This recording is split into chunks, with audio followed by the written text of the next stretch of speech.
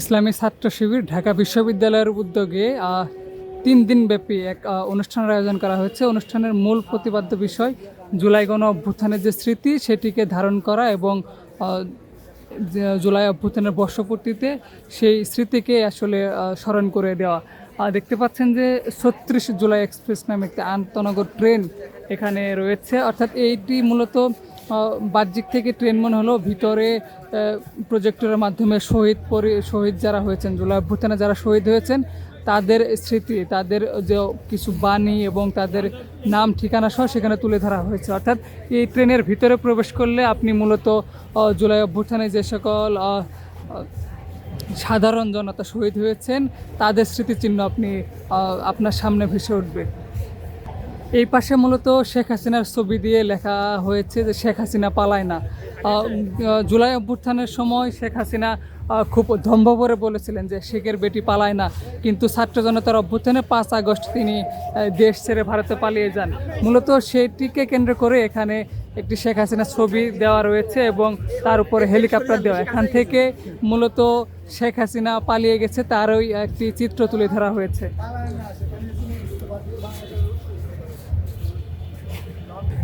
ছাত্র শিবির ঢাকা বিশ্ববিদ্যালয়ের উদ্যোগে গণঅভ্যুত্থানের স্মৃতিচিহ্ন ধারণ করতে এই 3 দিনব্যাপী যে আয়োজন সেটির নাম দেওয়া হয়েছে ফতেহ গণভবন। আজকে সকাল 5:30টার দিকে প্রায় 500 জনের একটি সাইকেল র্যালি নিয়ে তারা ঢাকা বিশ্ববিদ্যালয় থেকে প্রথমে গণভবন যান এবং সেখান থেকে ঘুরে আবারও সাইকেল র্যালিটি ঢাকা বিশ্ববিদ্যালয়ে আসে এবং টিএসসিতে ফতেহ গণভবন নামে গণভবনের একটি প্রতিকৃতি এখানে প্রদর্শন করা হয়েছে। যেমনটি দেখতে পাচ্ছেন যে একেবারে গণভবনের আদলেই এটি তৈরি করা হয়েছে। 5 আগস্টে ঠিক যেমন ছাত্র জনতা গণঅভ্যুত্থানে প্রবেশ করেছিল ঠিক তেমনই গণঅভ্যুত্থানের আদলে তৈরি করা এই চিত্রটিতে সাধারণ যারা আছেন তারা এখানে প্রবেশ করতে পারছেন এবং ঘুরে ঘুরে দেখতে পাচ্ছেন। গণভবনের ভিতরে যদি প্রবেশ করা হয় তাহলে প্রথমে চোখে পড়বে শেখ হাসিনার হেলিকপ্টার করে পালিয়ে যাওয়ার একটি দৃশ্য মূলত এখানে তুলে ধরা হয়েছে। তার পাশাপাশি শেখ হাসিনা যে নতুন নতুন রেসিপি দিত, জনগণের উদ্দেশ্যে বলতো, সেরকম একটি রেসিপির চিত্র এখানে তুলে ধরা হয়েছে। ঠিক এই পাশটাতে আনিসুল হক এবং যারা গ্রেফতার হয়েছিল তার পাশাপাশি এখানে শাহজাহান চৌধুরী, ছাত্রলীগের সভাপতি সাদ্দাম সহ তাদের স্মৃতিচিহ্ন তুলে ধরা হয়েছে ব্যঙ্গ আকারে।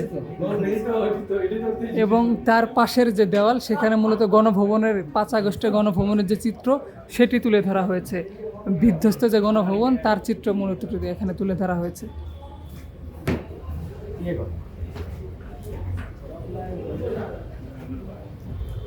দীর্ঘ 17 বছরের যে ফ্যাসিবাদী শাসন সেটি 5 আগস্ট জনগণ সেটির গণভবনের ভিতরে প্রবেশ করে সেই শাসন আমলের যে স্মৃতিচিহ্ন সবগুলো ভেঙে টুকরো টুকরো করে ফেলে তার চিত্রই মূলত টিএসসির এই ফতেহ গণভবনের প্রতিকৃতিতে তুলে ধরা হয়েছে।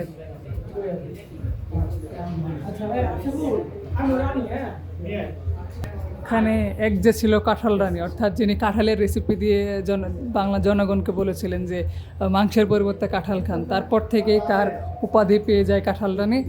সেই কাঁঠাল রানীর জন্য একটা সিংহাসন এই ফতেহ গণভবনে, টিএসসিতে যে গণভবনের প্রতিকৃতি সেখানে তুলে ধরা হয়েছে।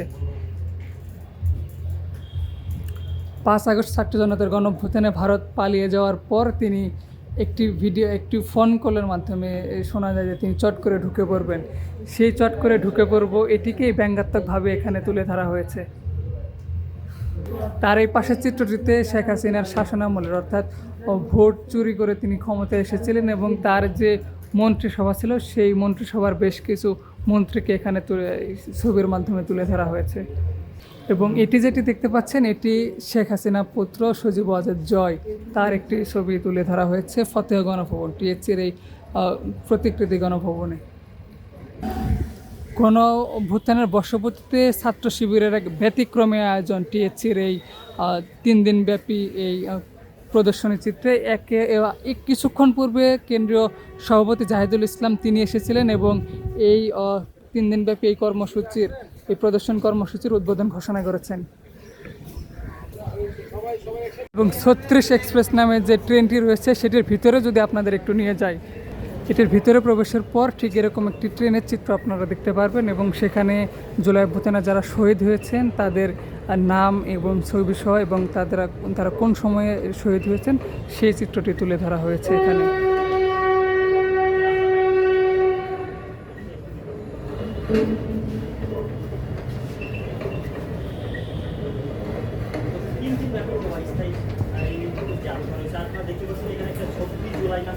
এবং কিছুক্ষণ পূর্বে শুরু হওয়া এই প্রোগ্রাম ইতিমধ্যেই ব্যাপক সংখ্যক লোকজন আসছেন এবং তারা শিবিরের যে ব্যতিক্রমী আয়োজন সেটি উপভোগ করছেন।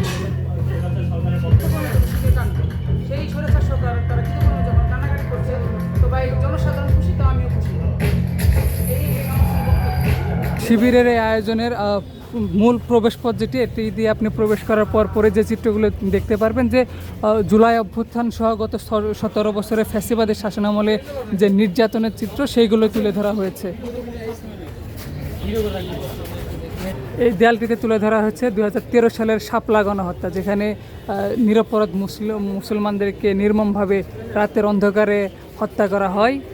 এই জায়গাটিতে 2012 সালের পর থেকে জামাত ইসলামের কেন্দ্রীয় নেতৃবৃন্দদের যে জুডিশিয়াল কিলিংয়ের মাধ্যমে হত্যা করা হয় তাদের চিত্র এখানে মূলত তুলে ধরা হয়েছে।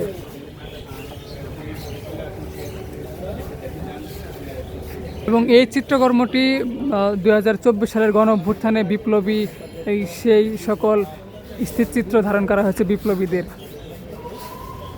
এবং স্পষ্ট তারিখ দেওয়া হয়েছে, কোন দিন কোন তারিখের কোন ছবিটা সেটি তুলে ধরা হয়েছে। জুলাইয়ের বিভিন্ন ঘটনা পেরিয়ে একেবারে 5 আগস্ট শেখ হাসিনার গণভবন যেদিন সাধারণ জনতা দখলে নেয় সেটি পর্যন্ত এখানে তুলে ধরা হয়েছে।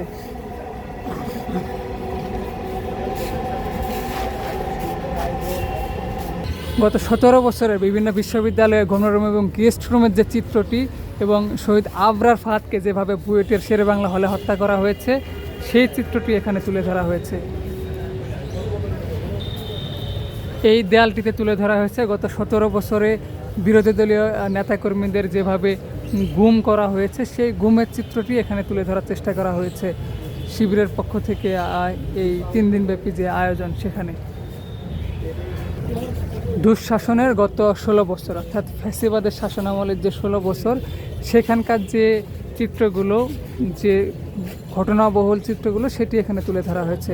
বিশ্বজিৎ হত্যাকাণ্ড, সাগররণী হত্যাকাণ্ড, ইলিয়াস আলীর গুম, সাইদির ক্লিনিক্যাল কিলিং সহ বিভিন্ন চিত্র এখানে তুলে ধরা হয়েছে।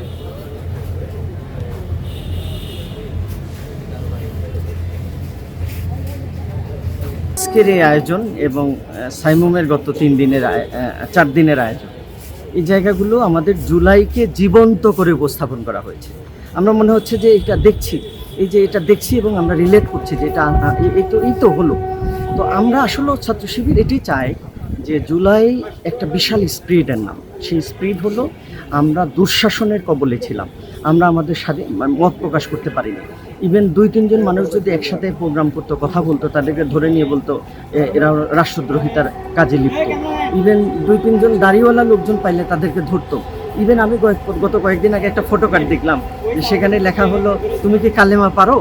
তো পুলিশ বলছেন তুমি কি কালেমা পারো? একজন বলছে হ্যাঁ আমি পারি। তখন পুলিশ বলছে ওকে ধরো শিবির। এই যে একটা বিভীষিকাময় পরিস্থিতি তৈরি করা হলো, সেই জায়গা থেকে আমরা 5ই আগস্টের উত্তরণ পেয়েছি আলহামদুলিল্লাহ, বিপ্লবের মধ্য দিয়ে, অভ্যুত্থানের মধ্য দিয়ে। ছাত্র শিবির সেই জিনিসটাকে একেবারে জীবন্ত করে উপস্থাপন করেছে। মনে হচ্ছে যে এই যে আমাদের সামনেই ঘটলো আর কি। ছাত্র শিবির যেটি চায় যে এই বিপ্লবকে আমাদের ধারণ করতে হবে, ধারণ করার মধ্য দিয়ে আগামী দিনে যারা রাষ্ট্র ক্ষমতায় আসবে, সে যেই হোক জনগণের ভোটে আসবে, তারা যেন এই জিনিসগুলোকে মাথায় রাখে।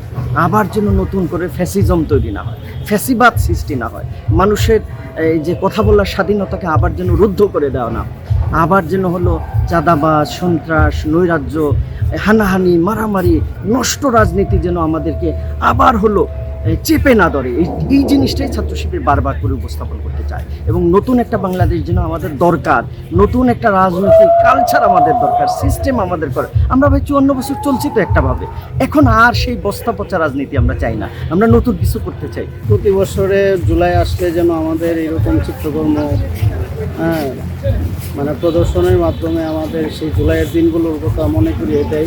আমার এখানে অনেক ভালো লেগেছে, আমি এটা পুরাটা দেখেছি, আর এখানে অনেক মজার মজার আরো জিনিস আছে। তারা এই বিপ্লবের স্পিরিটকে ভালোভাবে ধারণ করতে পারেনি বলে আমাদের কাছে প্রতীক মনে হচ্ছে।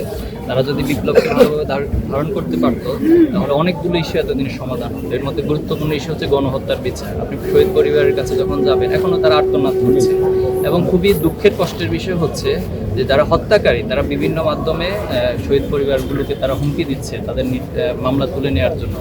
আরও আতঙ্কের বিষয় অথবা আমাদের জন্য দুর্ভাগ্য বলবো যে কিছু কিছু আইনজীবী সেই আসামিদেরকে জামিনের ক্ষেত্রে বিভিন্ন তদবির করছে এবং সেখানে মামলা বাণিজ্য করে তাদেরকে জামিন করে মুক্ত করে দিচ্ছে। তো এটা তো খুবই হতাশাজনক। সরকারের সবচেয়ে বড় দায়বদ্ধ থাকার কথা ছিল এই শহীদ পরিবারের প্রতি গণহত্যার যে বিচার সেটা নিশ্চিত করা। কিন্তু 1 বছর পেরিয়ে গেছে, বেশ কিছু উদ্যোগ তারা গ্রহণ করেছে বটে, বাট সেটা আমাদের কাছে কাঙ্ক্ষিত গতি বলে মনে হয়নি। এটা খুবই ধীর গতি এবং এখানে অলসতা উদ্দেশ্যনীয়তাকে আমি দায়ী করছি। পাশাপাশি জুলাই ঘোষণাপত্র দেওয়ার জন্য 1 বছর সময়ের প্রয়োজন ছিল না। এক্ষেত্রে আমরা লক্ষ্য করছি যে তারা আসলে জুলাই ঘোষণাপত্রের প্রতি তাদের আসলে খুব বেশি খেয়ালে ছিল না, বরং বিভিন্ন ছাত্র সংগঠন, রাজনৈতিক দল বা সামাজিক সংগঠন, বাংলাদেশের মানুষ, শহীদ পরিবার বারবার দাবির প্রেক্ষিতে আজকে আমরা জেনেছি যে বিকেলবেলা হয়তো জুলাই ঘোষণাপত্র প্রকাশ করে সবার কাছে।